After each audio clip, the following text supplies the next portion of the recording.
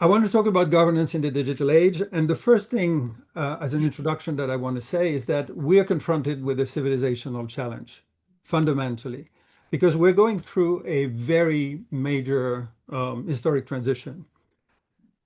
Basically, human societies and humans as a species have managed to dominate the world because we are a uniquely cooperative species. And we've done that through three things. One, communication. Two, economics and organizations. And three, institutional arrangements. In terms of communications, we are at a fourth stage. We invented language, writing, printing, and now the internet and all the digital society that we're building and all the tools, and of course AI particularly, is a fourth stage. On the economics, it's the same. We used to be hunter-gatherers. We've developed agriculture, we've developed industry, and now the digital economy. And all those four elements, of course, continue to coexist. But most importantly, and this is something that we need to keep in mind, and particularly when we get into the artificial intelligence era, is that at each of those stages, the repartition of value has been the subject of tensions. Who was getting more from the value that was created? And we're right in the middle of this problem at the moment. It's not what I'm dealing with today, but I think it is important to remember that distribution of value is one of the key governance questions that underpin a lot. What is important is that in order to organize societies, we have invented at the same time a certain number of institutional frameworks. In hunter-gatherers societies, we basically relied on the experience and the wisdom of elders. And each time when we invented new modes of institutional organization, we basically adapted and adopted one fundamental principle. When monarchies emerged in large empires and later in the European environment, we relied on heredity when it was not the God-given mandate. What we're doing today is basically representation. It's basically voting, and most countries in the world, I think now all countries in the world, have the equivalent of parliaments. However democratic they really are, the principle of representation is key. And if you notice, as we move forward, basically history is the attempt by humanity to organize in larger and larger groups with institutions to match. The thing is, today, we have, through the network, through the internet, through the interconnection, a major challenge, which is how do we organize the coexistence of billions of humans across the world who share spaces, although they have very different legal, political, religious, and social norms. And this question of coexistence is a massive question. I wanted to share this as the background because this is the civilizational challenge. And now the question is, do we have the right tools, the right institutions to handle this problem of coexistence of billions of people in shared spaces? And I want to address this through three quick elements, which will not surprise a certain number of people in this room who are familiar with my dealing with things in three parts. The first thing is that there is a crisis of the international system. And I purposefully put a hyphen here because it is the system between nations. The second is, and I said already that I spent 25 years pushing the notion of multi-stakeholderism as a solution, there is a question mark for the reasons that I will mention later on. And three, there are a certain number of lessons to look at the way forward, building on the last 20 years and what worked and what didn't. So quickly, the first one is something that everybody is now recognizing. I mean, even the famous speech of Mark Carney in Davos this year was both surprising because of the frankness that he expressed, but also surprising in terms of the reactions that it triggered, because it is obvious that we have a crisis of the international system. As a quick reminder, the system we have today is coming from 400 years ago.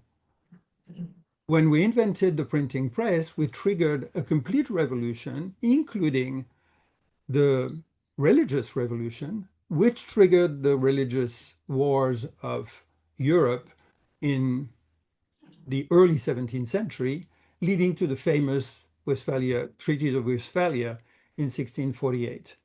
It's a long story. There are discussions on how much it really starts from there. But overall, as a first degree approximation, we can trace back the origin of our system today to this period through two things: the very nice carving out of the whole surface of the world in 190 plus nation states. And sorry for the overlapping of the French thing, um, especially after decolonization. And another thing is the flurry of international organizations that emerged, particularly after the Second World War, including the United Nations system, but also a lot of other organizations that can be regional or thematic. The problem is these institutions are stuck in time in terms of the methodology. As a joke, I mention always that my grandfather, only two generations away, was born in 1867. And if he were to come back today, knowing that he was born literally a few years before the first typewriter was commercialized, he would be completely struck by our internet, the mobile phones, and of course, artificial intelligence. But if you brought him in a parliament or in an international organization at the diplomatic level, he would be perfectly at ease, because the way those systems have functioned have not changed.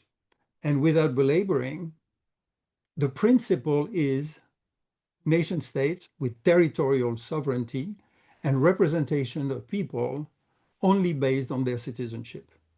You are represented in each country. People are represented by ambassadors, I was one, or by their head of state in international frameworks that organize the relationship between governments. And I would even add, between governments as executives and not as legislators. The end result is that we do not have the right tool, because this system, which is intergovernmental, hierarchical, is very adapted when you had very few countries, and most importantly, where they could be separated. And the relationship was basically within the countries and few cross-border interactions. And the problem is we have today an interconnected world where there's much more relations, cross-border online services. You need more cooperation than independence and autarky. And most importantly, the issues that we have to address are not so much international as transnational. It's the case for climate change, but it's the case for a lot of other things, and particularly for everything that is related to the digital environment, because the technical architecture is aterritorial. And as Wolfgang was mentioning before, Internet and Jurisdiction addressed in 2012 this tension between the cross-border nature of the Internet and the national jurisdiction, the territorial national jurisdiction, which is a problem that I must say, through the intergovernmental system, we have not solved. And the best illustration is that in 20 years, there has been no global agreement on digital issues. The only exception is one international treaty on cybercrime, which ironically was pushed forward in the United Nations by Russia, which, as many know, is a country that has a particular position regarding international cybercrime. We had arrangements, not at the global level, in some different organizations, including the OECD, but we had a lot of legislations at the national level, but there is no international cooperation the way we want. This is a crisis. And I want to share one thing as a transition, which is I don't know how many of you are familiar with this book by Thomas Kuhn on the structure of scientific revolutions. Very quickly, the idea is about changing paradigms in science. And there's a lot to be learned from that regarding changing of paradigms in institutional arrangements. The situation is you have an old paradigm. At one point, for one reason or another, there is a clear challenge to this old paradigm that explains and organizes life. And one example for this is when Galileo invented his telescope, he triggered some observations that showed that the Ptolemaic system was not working as it was supposed to. This triggers a moment of patching, where people are trying to improve the existing paradigm and usually fail after a while. This creates a crisis. And this crisis opens up the competition for alternative paradigms. People are trying to propose other modes until a new paradigm prevails. And in the case of astronomy, it was the case that before Copernicus prevailed, there were other attempts at alternative models.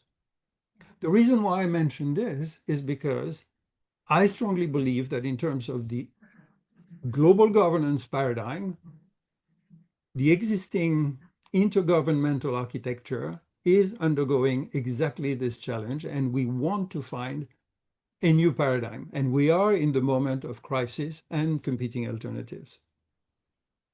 Which leads to the second question. Is multi-stakeholderism the solution? And as I said, I have advocated for more than 20 years now, 25 actually, that a multi-stakeholder approach is important.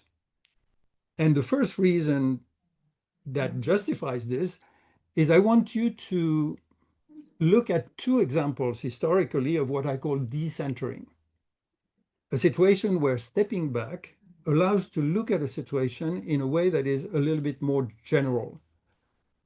Those two examples are very well known. The first one is the heliocentric system, where the Earth, instead of being the center of the universe, becomes just one planet in a solar system, among many solar systems, within a galaxy, among many galaxies. Likewise, evolution showed that the human species, the human race, is just one type of animal in a branch of mammals that is part of the general evolution system. At the risk of being provocative, I want to argue the following. A similar decentering approach should lead us to understand that national governments are legitimate, but they're only one type of human organization among many. We have actually, among 8 billion people, billions, if not hundreds of billions, of organizations of all types, private, public, for-profit, non-for-profit, on any kind of topic, football clubs or Supreme Courts. Any human organization has its own governance architecture. And actually, what is important is that humanity is not just a collection of 190 very nicely delineated territorial sovereignty. It is a network of networks. And the natural consequence is that a network society needs network governance. Interestingly enough, if you want to do something that is networked, there is something that has worked pretty well, which is the internet itself. So if we want to think about the inspiration from the internet, this is exactly what happened in the early years, and particularly during the World Summit on the Information Society. During that period, we defended, those of us who were there, and the old timers, some of them are in this room, we defended the governance model of the technical infrastructure of the internet during the WSIS, defending ICANN. The WSIS produced a unique innovation in terms of multi-stakeholder governance, which is the IGF. And I know that your practicum this year is about the evolution of the IGF. And what is great about the IGF is that it's not only one event, it is also a network of national and regional ones. And Sandra and I and Wolfgang have been instrumental in the origins of the creation of the EuroDig. And many in our community have helped trigger the local and regional ones. What is interesting is that, at least in words, the multi-stakeholder approach has been adopted by some intergovernmental organizations. And I give credit in particular here to the Council of Europe and the OECD, which have been somewhat leading in that regard. Some governments have led the way, and I give credit here in particular to Switzerland, which has been pushing very, very actively through people like Jorge Cancio and Thomas Schneider for the implementation of multi-stakeholder approach. And I want to highlight one thing, which is that the technical infrastructure of the internet based on multi-stakeholder approach is what has kept us alive during the COVID period, because it allowed to scale at a time when we relied on this exclusively. That's the positive aspect. But we're 20 years in, and there's a reality check that we have to accept. And God knows that I am one of the biggest proponents of the multi-stakeholder approach. The reality check first recognizes that the IGF is now permanent, which is an accomplishment, but it is still below its potential. And in 20 years, it has not, for many reasons, developed as much as we had expected. I hope it will be better now that it is becoming permanent. In terms of multi-stakeholder approach, there's a lot of lip service. And you've seen a lot of the consultations that took place maybe in the United Nations, where consultations are just not consultations and certainly not really multi-stakeholder. It's a limited amount of moments for people who are adding to the litany of national speeches. Most importantly, and I recognize that personally as a sort of failure of our community, is that we haven't found something that is easily scalable and replicable to a lot of problems. The ICANN model is very specific to ICANN. And I know that the multi-stakeholder approach doesn't need to be a one single model, but there's nothing as simple and easily replicable as the system of representation and the international pyramidal system that I was describing before.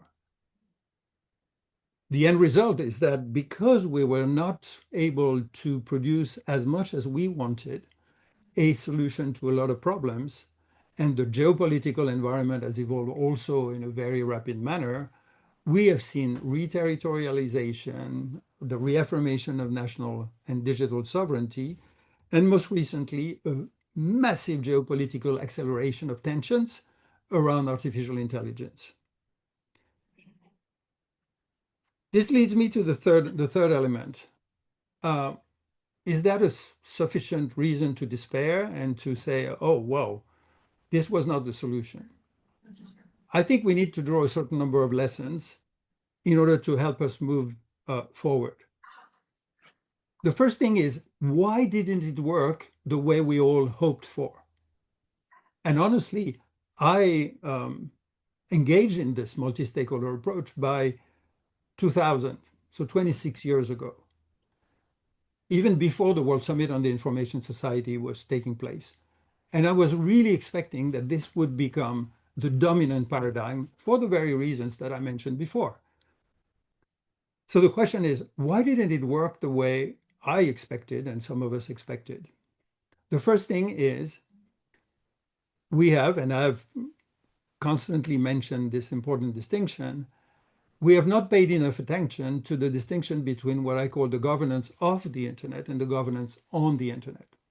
The multi-stakeholder model was developed by the technical community for the management of the resources of this global shared network. By contrast, the governance on the internet is related to what people do with the internet. It's the applications and then the platforms. And the regulation of platforms is very different from the regulation of the internet naming resources, for instance. And one of the most important distinctions that I think we didn't realize that much is that there is a big difference between governance of infinite resources versus finite resources. The domain name system, the IP addresses, the protocols, these are not finite resources.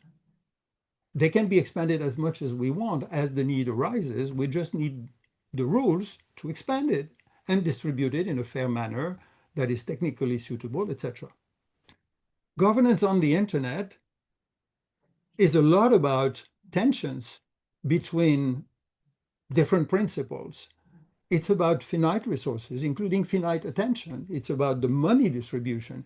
It's about a lot of things that are very different from what we've managed with the principles and architecture of multi-stakeholderism in the governance of the internet. That's one big difference. But there are also other elements quickly. First, it is hard to implement well. As I said, we haven't found a very easily replicable model, and it is not as easy as the illusion of bringing democracy by just allowing people to vote and having a parliament and a government. This is much more difficult, and there's still work to do in this regard. Second, there are a lot of resistance from major actors, be it governments who see that it is infringing on their prerogatives, the biggest prerogative of all being to have the monopoly of representation of their citizens at the international level. But it is the case for companies as well. We have fought in the digital environment for self-regulation, which we all know doesn't work on its own, but which also have found that engaging in those processes sometimes led to them being accused or bashed without necessarily providing the solution that they were expecting. And if we are honest, when processes are very, very inclusive, there is a risk of what I call vetocracy. Like there is the power to a lot of actors, or for a lot of actors, to actually prevent reaching solutions or addressing problems. And there can even be elements of capture. Most importantly, in the early years, we were thinking that multi-stakeholder approach was the only thing that allowed to go at the speed of the internet. Boy, we were partly wrong. Because in many cases, when you really want to do a good multi-stakeholder process, it takes time. And it's the value of this time that makes the solution better. But it does take time. And unfortunately, in the last few years, governments have realized that they can take very quickly very bad decisions, but very quickly, which is good publicly. And finally, we are focusing too much on decision making.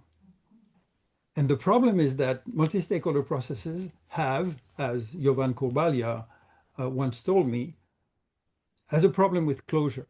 It's very difficult to take decisions, and rough consensus used in the IETF, for instance, or consensus in general, is very adapted to things where there is a common interest, but it is more difficult when there is really a tension between the interests of people. So the last point is, what are the lessons? The first thing is, instead of talking about decision making, we should look at multi-stakeholder processes with a strong emphasis of what I call solutions shaping. Any governance process goes through 5 stages. The issue, the agenda setting and the framing phase, which is usually overlooked. People rush towards the second one, which is drafting a solution. There's a third phase, which is once a draft has been finalized by whatever group, working group, there's a validation phase that is required by some actors to make sure that the solution is implementable. Then you move to the implementation. And then there's a review phase, which involves dispute resolution and feedback loop on going back to the drawing board when things need to be evaluated. If you think about it, and I don't have time to develop here, those 5 stages is exactly what happens in any country at the national level when you develop a law. There is a preliminary decision of putting an issue on the agenda. Then there are groups that are working on this, mostly within parliaments. Then there's a validation by whatever authority has the signature. In some countries, the US or France, can be the president. In other systems, it can be a validation by a court or whatever. And then you go to the implementation, usually by the administration, and the review can be through the courts or additional processes. What I want to highlight is that in the case of international questions, transnational questions, and the multi-stakeholder approach, there's an arc here, which is the participation, the degree of participation and openness for the different stakeholders. The earlier you are, the more you need to involve people very broadly. Drafting for operational matters need to be among a smaller number of people, even if consultations on an ongoing process are taking place. The validation can be among a more limited number of actors. For instance, it can be a few governments endorsing an agreement. It can be a few major corporations implementing the solution within their terms of service. And then the implementation opens up again because there's a big originality in the space of digital governance, is that the companies, which are major companies, they are very large, international, they are needed for the implementation of a lot of the rules. And 2 examples quickly. It is incredibly ironic that the right to be forgotten was decided by the European Court of Justice, the highest court in Europe, and the responsibility to make the arbitration and the balance between the right to access information and the privacy protection through the right to be forgotten was put in the hands of not only a private company, but an American private company, the search engine Google. Likewise, the Digital Services Act puts a huge responsibility on the platforms, at the same time regulating them, but giving them an incredible authority to determine what are the mechanisms internally that will decide which content is going to be posted or not.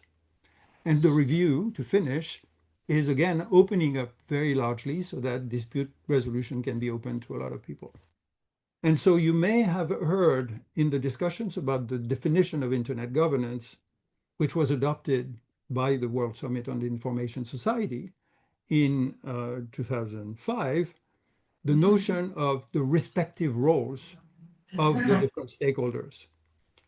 My argument is that the respective roles and responsibilities of stakeholders, they do vary according to the stage of the discussion, but also according to the topics. And we don't have a one single model. A little bit like representative democracy is implemented in very different ways in France, in Germany, in the UK, or the US. The multi-stakeholder approach is probably going and has to be developed in a different way for different types of topics.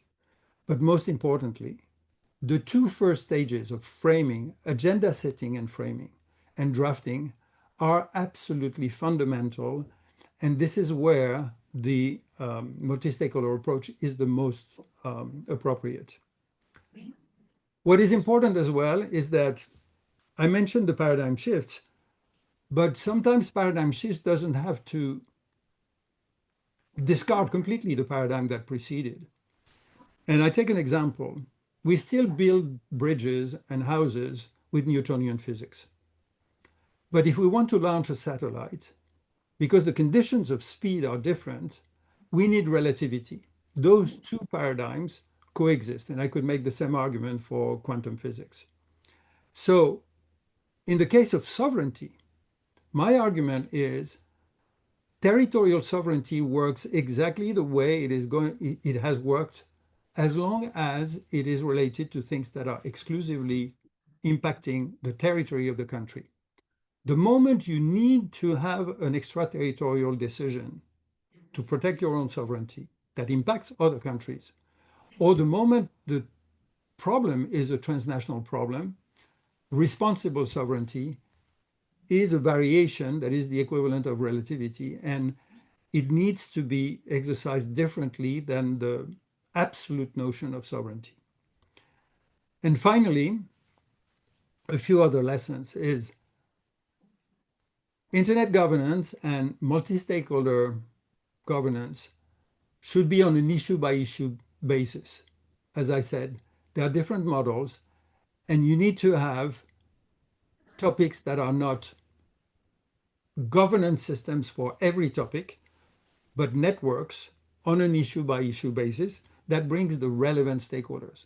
This is one of the most delicate notion in the multi-stakeholder approach because we need a balance between the desire to be as inclusive as possible and two, the desire at the same time to have only the relevant actors that are related to a particular problem.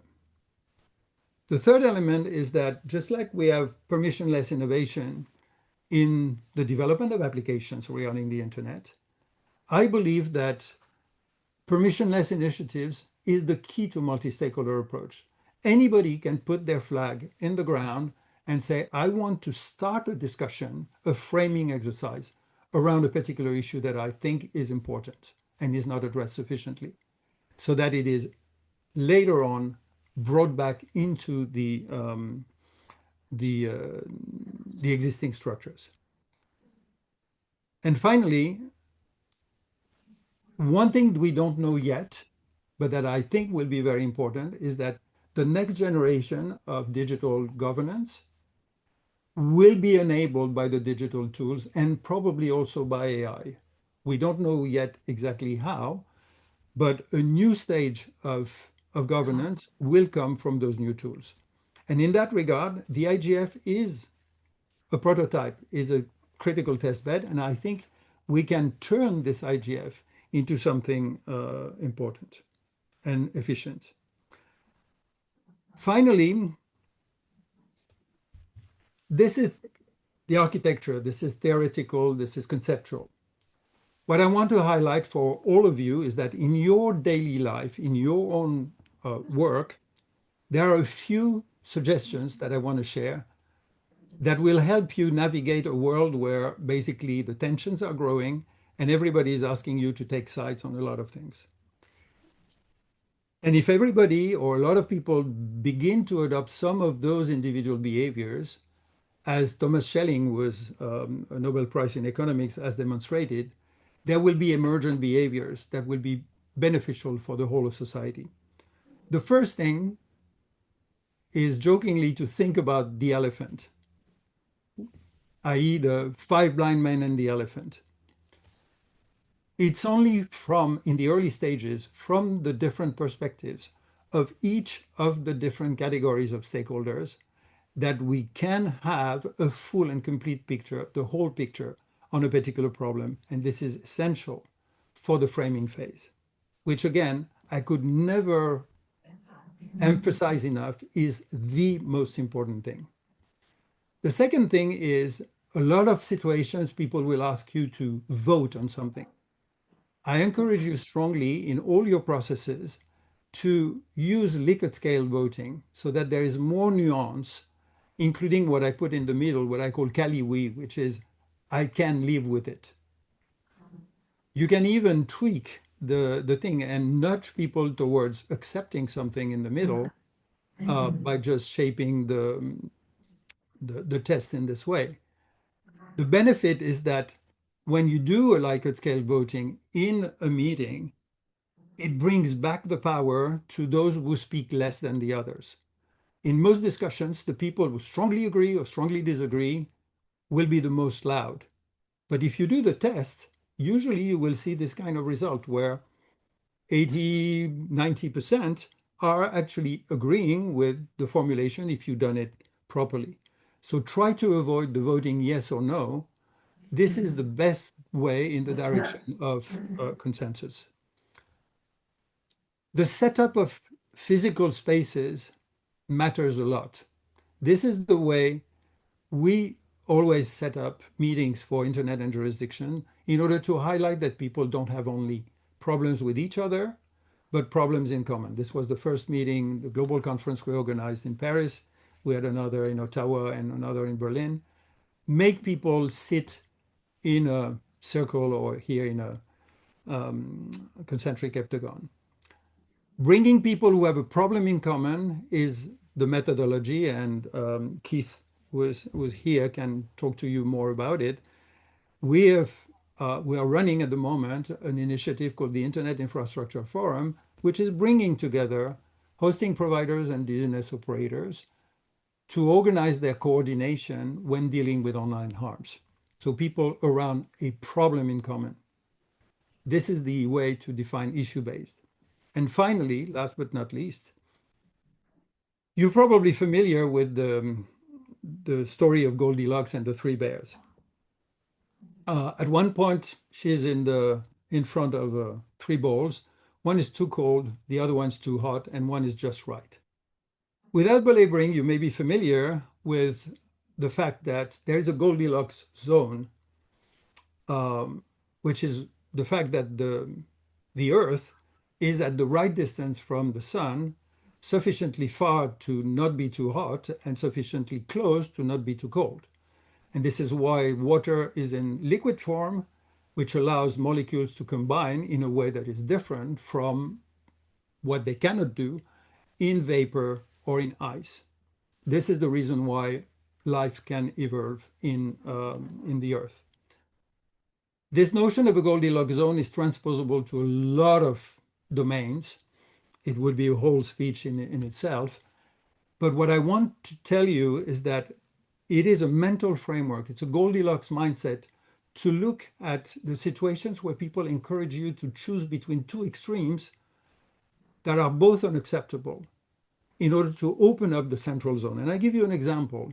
In terms of data and data governance, there's a battle between the need for protection for very legitimate reasons. It can be for security, for privacy, or for commercial reasons. And on the other hand, people who advocate for open data, openness, accessibility for many valid reasons as well. The Goldilocks approach allows to say there is a zone in the middle that we should not forget, which is how can we responsibly unlock the value of data for all? And I'll give you an example. This is something that is really important if you want to develop AI diagnostic tools in the medical space, because the data is protected, but there is a real benefit from unlocking this data under certain conditions to produce the diagnostic tools. This is going to be a major issue in AI governance.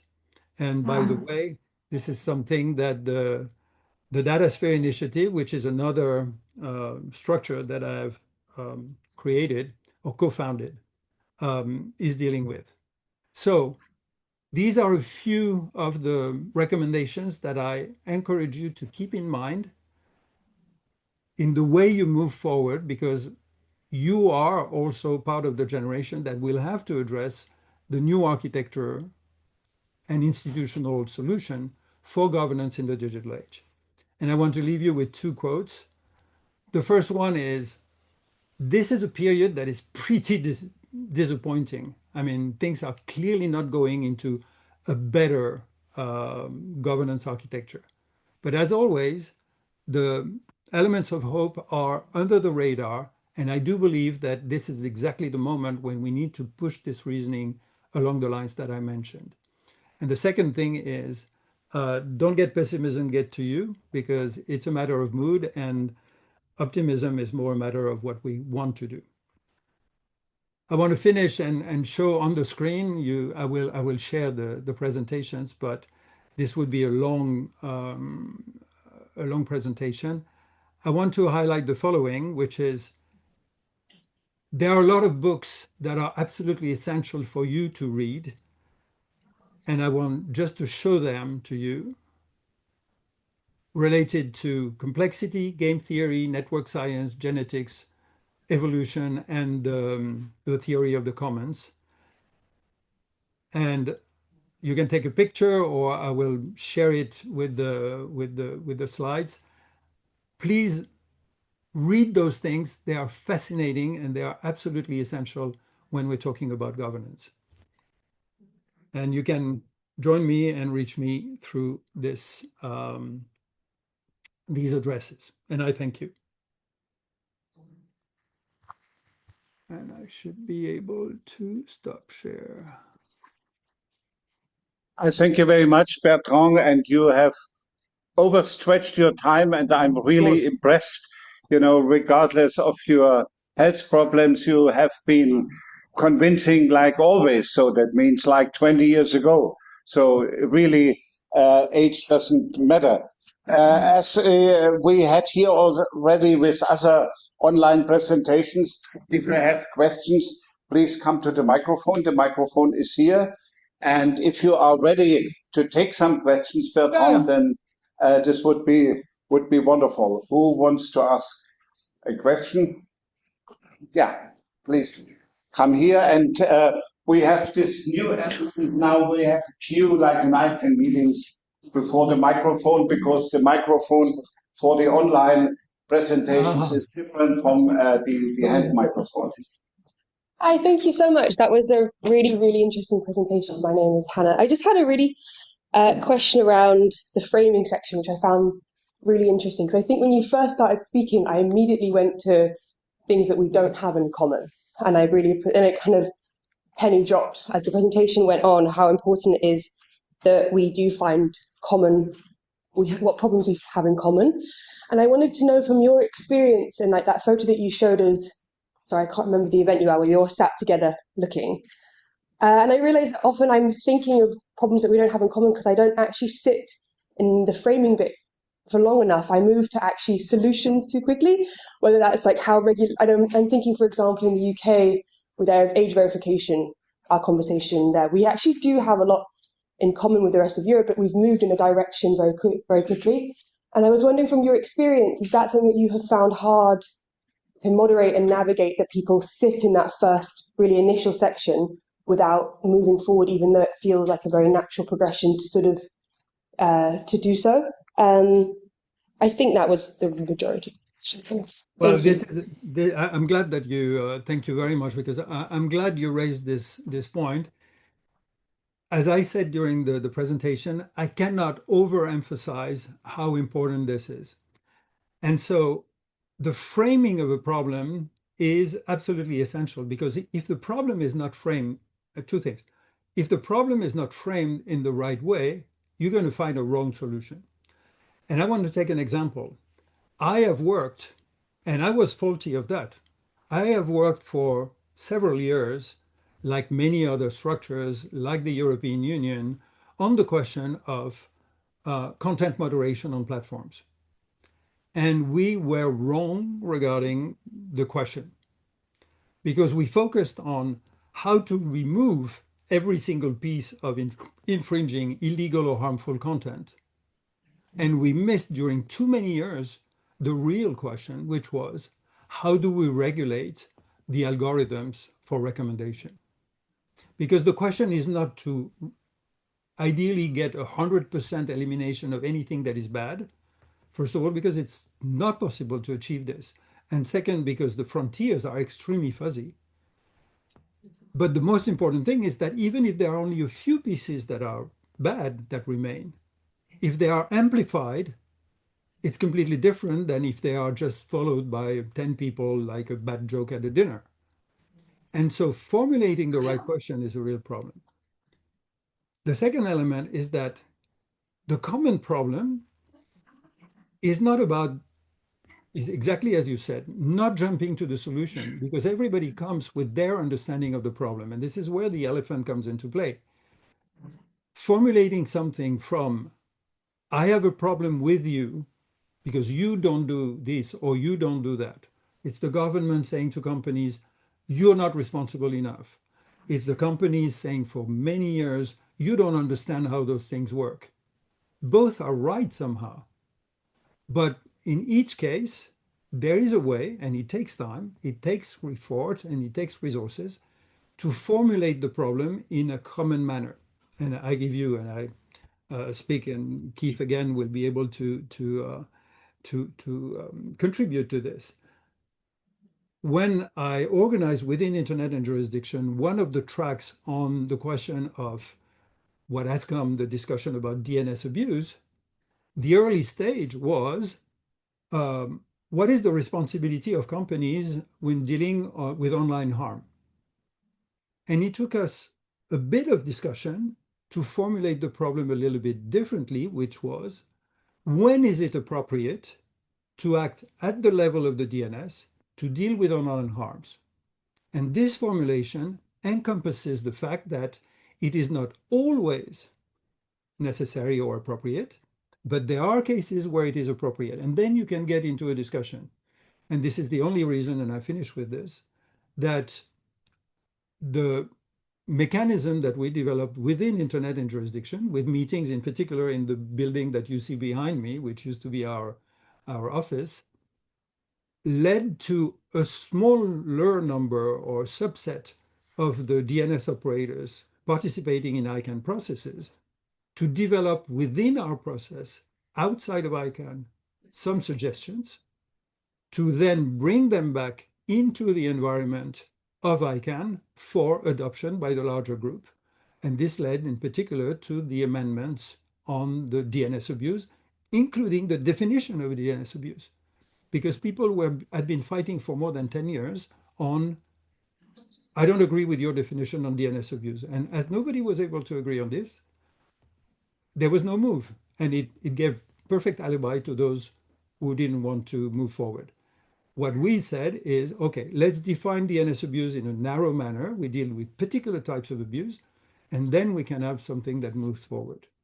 And I want to highlight on that occasion that this mechanism whereby permissionless initiative is led by somebody who has no authority on that regard, bringing actors and stakeholders together to define what a potential solution can be, to then see this solution be brought back in the natural processes, which can be ICANN in this case, which can be a legislative process, which can be a standard organization. This is something that I believe is the essence of the multi-stakeholder approach, where you initiate things outside and you reinsert it in the processes that exist. And this is why it is a peaceful revolution if we do it this way. I hope I answered your question. Yeah, hi. I also have a question. Thank you for the insightful presentation. You mentioned about modern nations and their sovereignty, especially about their digital sovereignty. And one thing you mentioned about responsible sovereignty. I'm wondering how do you impose it? And the other question is where should we draw the line between a state's legitimate right to regulate the internet and the need to preserve the global internet overall? Yeah, thank you. This is a very, very good question, which is particularly becoming acute in the current environment of geopolitical tensions and so on. As I said, I see the exercise of sovereignty in the digital environment as having two dimensions. As long as the decisions, the problems and the decisions and the solutions impact only the territory and the citizens of a particular country, the natural way of exercising sovereignty through the national institutions does not change. We can all hope that countries have more democratic approaches, but overall, the notion of sovereignty, the notion of non-interference in the internal affairs, however abstract and not always really respected it is supposed to be the norm. So we can stick with it. However, when, for instance, a country or group of countries like the European Union or the US, by the way, takes extraterritorial measures or takes measures that have extraterritorial impact, there is a particular need to be mindful of the impact it has on other countries. And it doesn't mean that extraterritoriality is wrong, because indeed, if you want to regulate the platforms in the European Union, you need to have an element of extraterritoriality because most of those platforms are outside of the European Union. However, it's very different from exercising your sovereignty over the territory and the citizens of another country, which goes to the second point that you were alluding to indirectly, which is, are there cases when the decision is actually touching on the very architecture of the internet? And here it's a long discussion, but there are legitimate questions.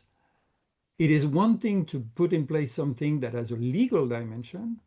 It is another thing to use the technical architecture to implement solutions if it does affect the routing system, the resilience of the general network.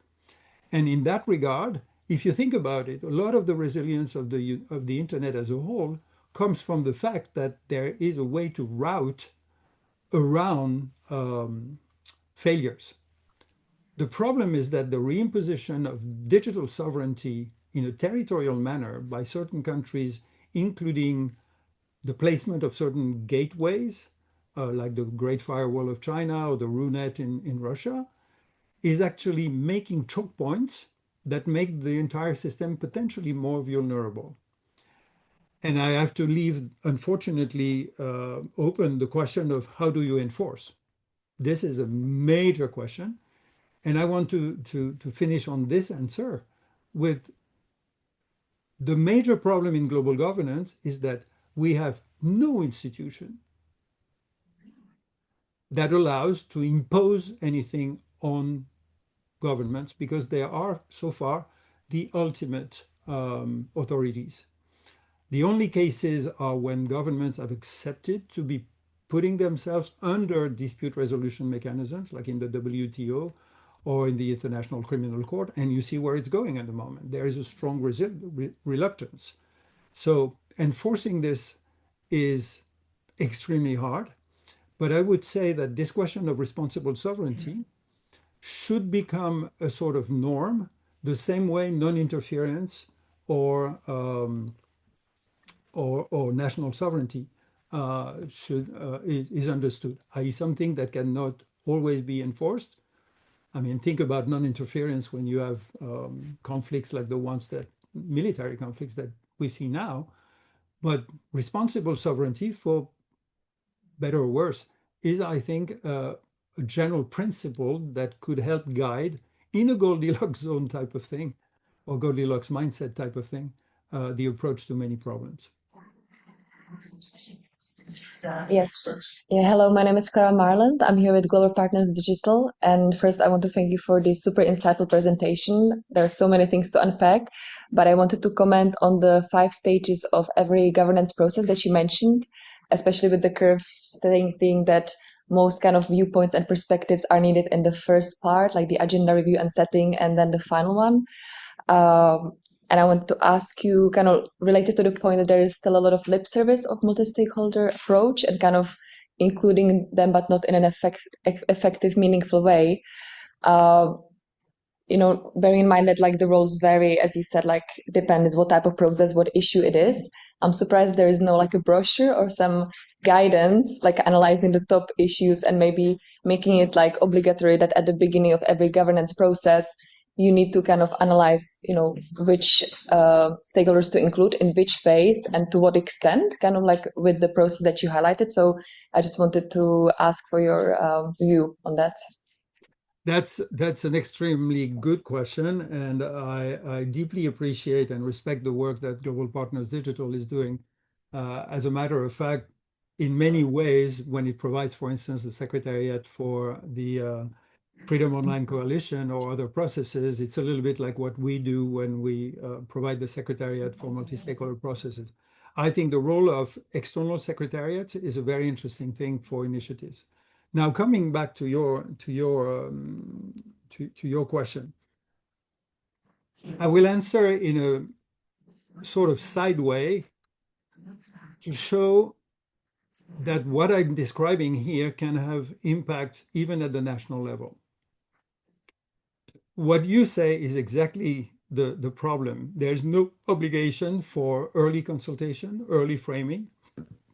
And one of the things that I'm beginning to discuss in a country like France, for instance, is that we have in France a structure constitutional structure, which is the fourth assembly of the constitutional architecture, which is called the Conseil économique et social, Social and Economic Council. This thing is an absolute waste of time, money. It's completely unused.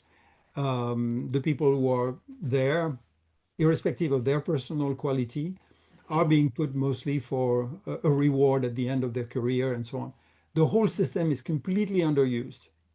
I personally believe that there could be a complete reform of the whole environment if this structure, correctly reshaped, coupled with a system that is called the Committee for the Public Consultation, were tasked with the preliminary framing of any topic in a sufficiently independent manner before any legal discussion in the parliament. Without belaboring, in France, initiatives can come from the parliament or from the executive.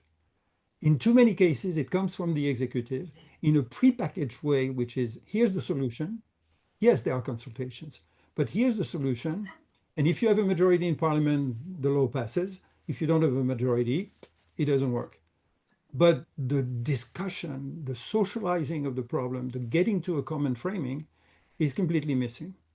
And so I think a way to improve our governance systems at the national level, which are based on representations and voting every 4 or 5 years, and in between you have no say, would be to establish a more systematic preliminary investigation that would be shaped along the lines that I mentioned. And this would be applicable to any process. Reforming the way we prepare the discussions is probably the most impactful change that we can do. And once again, I give credit to the OECD and the Council of Europe because they have really tried to implement this, even if it was not in exactly the same terms. But yes, I cannot overemphasize how much creating the spaces for framing is actually time well spent. And this is something that allows to avoid waiting too long until people agree that the problem is so dire that it has to be addressed. Hi, Bertrand. Thank you very much for this conversation. My name is Francis. I'm studying economics in my master's, and I was previously associated with EuroSSIG. And I think this framing, you said the distribution of value is always contentious, and I think this is particularly true for some of the conversations we've been having about how we bring stakeholders to the conversation when perhaps they have less to gain from it. So particularly our group, when we were thinking about the IGF practice and the way it's organized, we have been thinking about how sometimes the private sector isn't necessarily involved as much as we would like. And I would like to note here that I don't necessarily think that incentives currently are there for big AI corporations to be coming to IGF conversations. So given that there is an imbalance of incentives, and that perhaps when we frame a problem, there is a reason for some of the stakeholders involved to not be finding a solution because they are indeed the groups where value is most concentrated.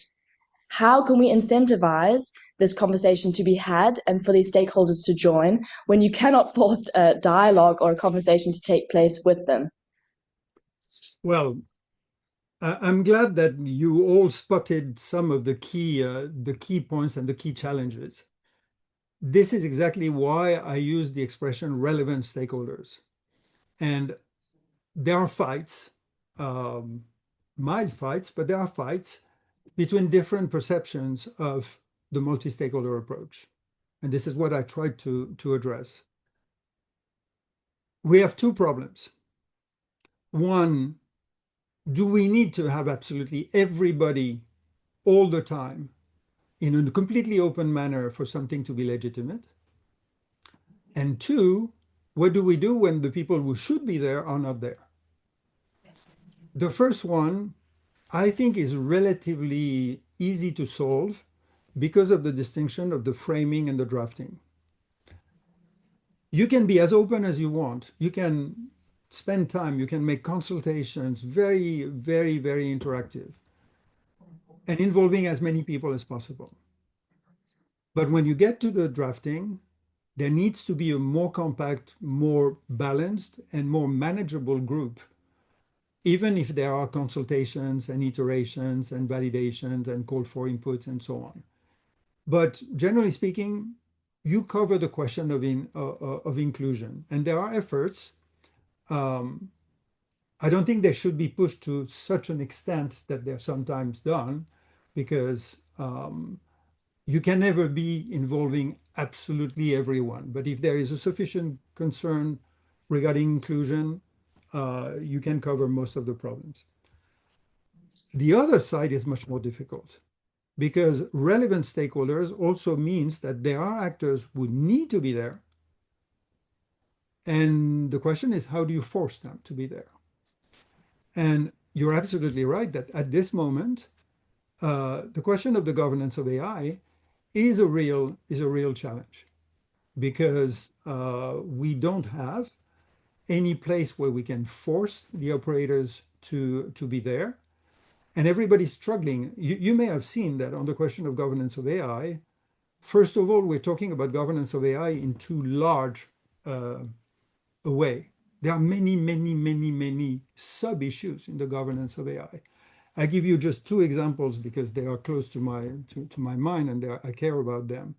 One is the one I mentioned, which is, how do you unlock access to medical imagery to train diagnostic applications of AI?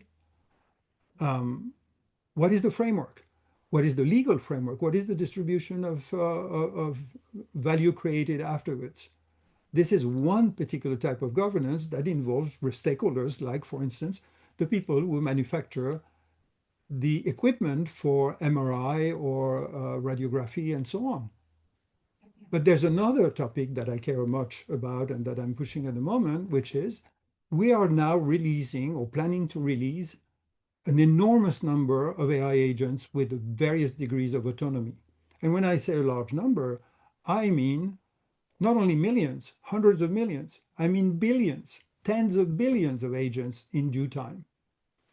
There's no way such a very large number of independent autonomous agents will not create a complex dynamic system that will exhibit emergent properties that we have no way to understand. Discussing what are the consequences of the deployment of what I call AI agent swarms requires a cooperation and a coordination and an involvement in a multidisciplinary approach with people who deal with social ants, with flock of birds, completely different fields, nothing to do with the diagnostic tools. So the relevant stakeholders are different on a topic by topic basis. The question of incentives, there's a balance between incentives, what can they get out of it, and what can force them to come. To finish, there is also a way to start with a few actors who are willing to engage earlier than others. If you look at the way the Landmines Treaty was developed, it was an initiative by civil society. It's many years ago, I don't remember when it was, but it was an initiative by civil society that convinced one or two governments, one including Canada, to get along and try to begin a draft of something. And then it recruited additional players. And so developing the framing doesn't necessarily require to have everybody around the table on day one. You can have an entity that starts to investigate and do the framing and talk to the different actors on a bilateral basis until they find the framing that is presenting the problem as a common problem. And you may have noticed that the key developers of AI, LLMs in particular, have now changed their tune in the last 3 weeks. One after the other, they suddenly are saying, hey, we understand that there's a need to do something. And sometimes it's triggered by one event. It was the Hugging Face thing that suddenly said, oh, okay. We are probably getting into delicate territory. So we agree that we need to discuss this, but we don't have yet anybody who is taking the flag and saying, we want to frame the different problems so that we can have different parallel things. There's the international panel on AI, and I saw presentations at the Global Dialogue on AI governance in Geneva a few weeks ago.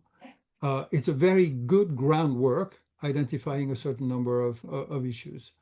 One of the challenges, to finish, that I didn't touch upon, but that is unfortunately going to be one of the most delicate topic, is when will we collectively be bold enough to create independent structures with a sufficient degree of moral authority to impose, at least on the relevant stakeholders, to be around a particular table. And when I say independent actors, I'm not independent committees. I'm not talking about the numerous panels that have been set up that basically get together, produce a report, and go. I'm talking about one body with people designated in ways to be determined from the stakeholder groups, but that would become a completely independent 365 days a year entity that would be in charge of defining the common framing and the common interest. And as a little peek, I have a lot of discussions with people in the context of ICANN, where I argue that the board of ICANN should be composed of people coming from the community, but that they should become completely independent during the period of their position on the board. This is what I did. I was in the French Foreign Affairs Ministry. I resigned from my lifelong service because I believe that the board members should be independent. That's a small example, and it's not necessarily the most meaningful. I believe that the future of global governance will require the creation of independent collegial entities coming from the different stakeholder groups concerned by a topic in particular, that those committees should be on a topic by topic basis, and that because of their origin and because they would be working full-time on such thing in an independent manner, they would have a moral authority that would help coerce actors to engage. Thanks so much. That really answered my question. Thank you, Bertrand. And I want to add, before I invite the last speaker to ask a question, I want to add some ideas about your question of independence. So, because you mentioned there are a lot of panels, the panels are coming and going, deliver a report, but what we need is an institution to institutionalize. And this is really, I would not say a turning point in the history, but this is a very crucial point where we have to accept such a body has to be a multi-stakeholder body. Yeah. So, and the question of independence, I remember because I was chairing the nomination committee, and when you applied for the board member, there was a question how independent you are because you have served in the French Foreign Ministry. And then there was a clear cut that you said, okay, I leave the government, and I got even something in writing that I have no further responsibilities and I cannot use by the French government as a submarine in the ICANN board. You were really independent. So, but this independence needs a lot of creativity and innovation, how to build such an independent body. Because what we have seen now 10 days ago in Shanghai is that 29 countries created an intergovernmental organization. And in the 9 pages, there is no reference to any other stakeholder, neither to business, nor to civil society, nor technical community. This is the wrong approach. So if you say we have to, we do not need permission to start initiatives, this is the right moment to start an initiative and to think about to institutionalize We had Mena from the panel here yesterday in our consultation, and my impression was so that the panel is a good step in the right direction, but it's not sufficient. So it has to be done much more. And now I invite the final speaker, and I'm really impressed that with all your health problems, you have managed nearly 90 minutes now to go through this wonderful session. So it's up to Go you. ahead. Just Wolfgang, just two things. One, on the health issue, it was only about travel.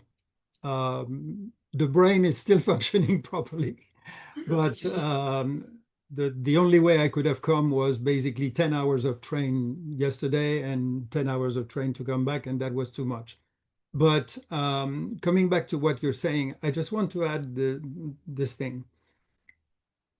I am rediscovering something which has always been a reference of mine, and most of the fellows in the previous years have heard me speak very, very eloquently or admirably, or with admiration, sorry, of Jean Monnet, who is the person who basically was at the origin of the first regime of the European Union on coal and iron, which was basically the notion of shared sovereignty.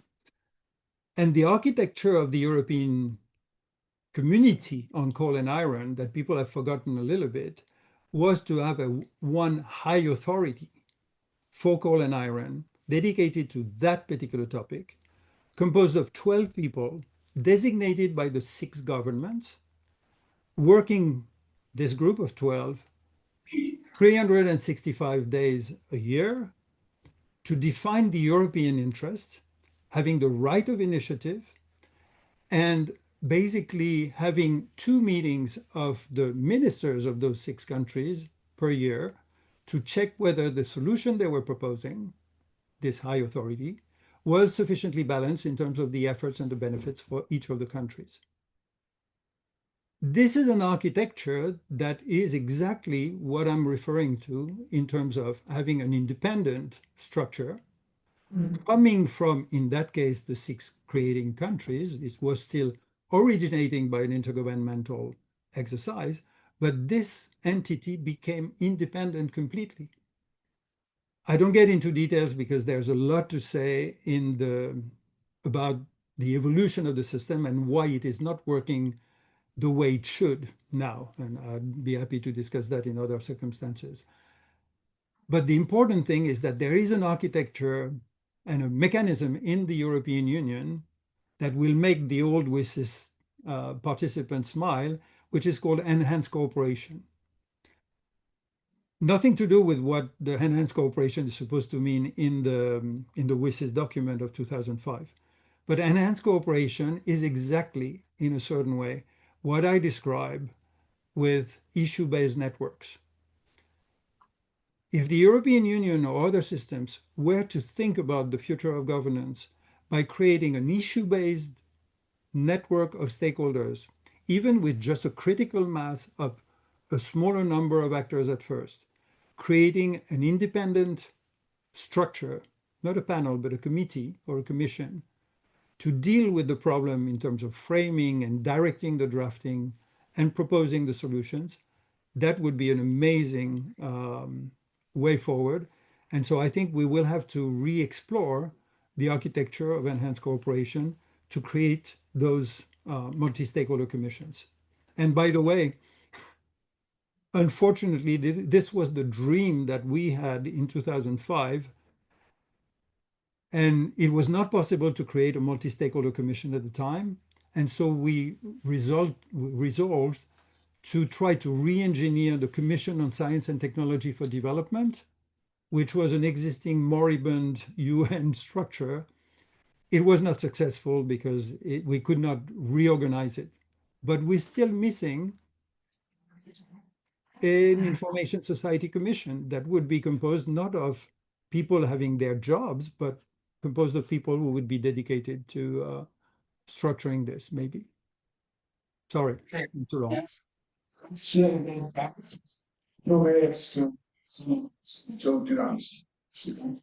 Thank you for the very interesting discussions. I'm Siraj Anand and I am a researcher at University of Twente. So you highlighted two concepts, which is the governance of the internet and governance on the internet.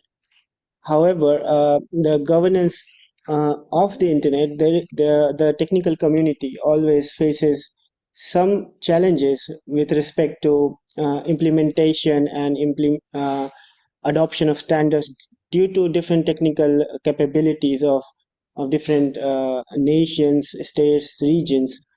So I just want your brief comment on, do you think that this limitation of the governance of the internet is putting a lot of pressure on governance on the internet? Huh. Let me think, because this is not a question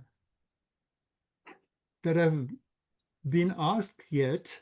Most of the time, people are looking at the problem in the other direction, like the attempt at instrumentalizing, for instance, the technical architecture to solve the problems of governance on the internet, like filtering or network blocking or those things. The other way around.